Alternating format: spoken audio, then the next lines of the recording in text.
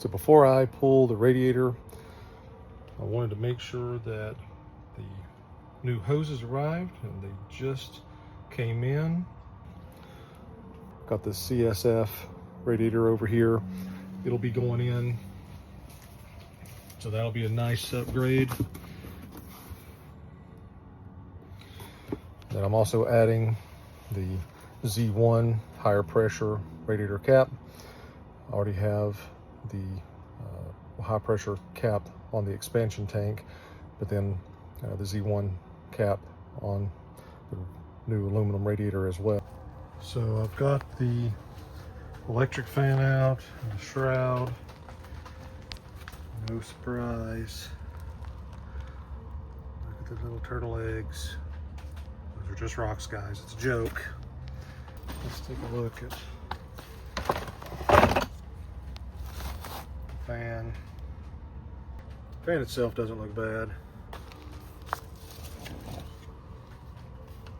we're going to have to clean that out, of course. We're going to change those hoses. So despite effort to clean the radiator, this is still the remnants. Now this is the result of the transmission line blowing, but we've still got all this garbage down here. You know, I've talked about off-road maintenance and stuff. This is part of what I'm talking about, and despite effort to try and keep my coils clean, it has not been effective.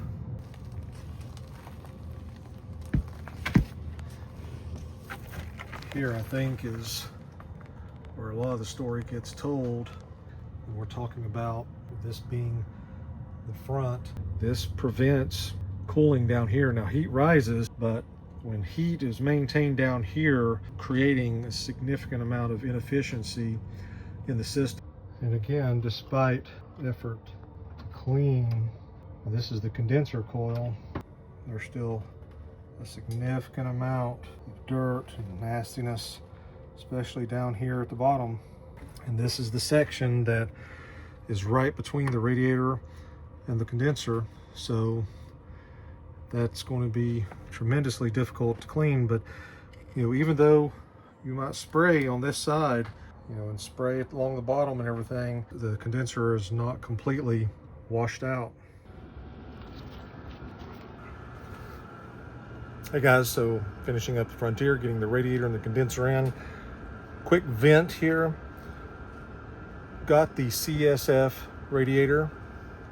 Great product, came well packaged. Got the CSF condenser because mine was completely clogged, no saving that.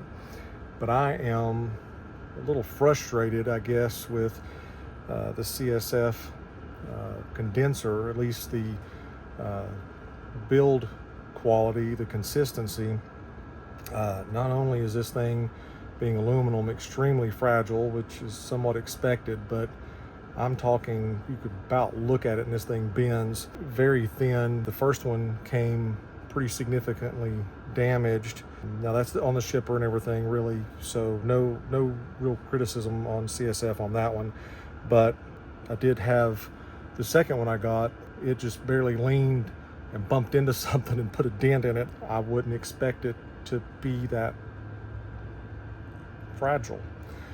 But that's really not my dig here.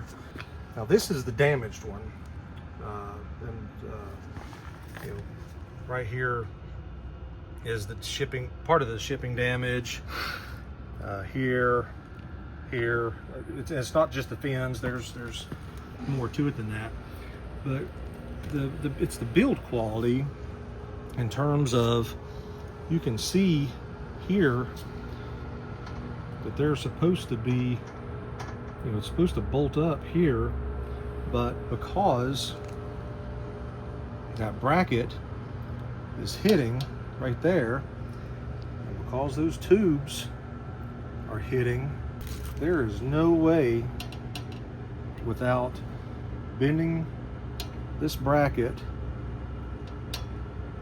bending that back out of the way, bending those tubes out of the way, there's no way for that to come any closer. I know that because that's the damaged one, and I'm using that as comparison because that is very similar to how the one I got came, and so I had to modify it to fit. All right, so here is the one that I got today. This is the one that I had to come in here and I had to modify that bracket. I had to bring it back, bend it back, which again, this is really soft aluminum, so you know there's a little bit of bend in that tube now. And then I had to bend those lines a little bit, get those over and out of the way and adjust. And then I had to make sure that that bolt didn't screw into the side of the tank, so there should be plenty of room now just to get it to fit properly. I mean, that still sits pretty tight, that still hits a little bit, but I don't know any way around that without trimming the radiator bracket. I guess I can do that, but I shouldn't have to modify the radiator bracket to fit the aftermarket part. I know sometimes you got to do that, but when they advertise a component that is an OEM fit, this is not an OEM fit. There's no way I'd be able to bolt that up the way it comes. So as a comparison, that's how offset the factory unit is. Again, if you look at the CSF one, that bracket is right there at the front of the tank. That one doesn't even start the weld until right there on the side. I'm not going to recommend against buying a CSF, but you definitely need to understand what you're getting if you pick up one of their condensers. And if you've not had any trouble, kudos, great. I'll tell you, it made me uncomfortable. As thin as that aluminum is, it was, to me, really uneasy trying to bend that bracket and get everything in position.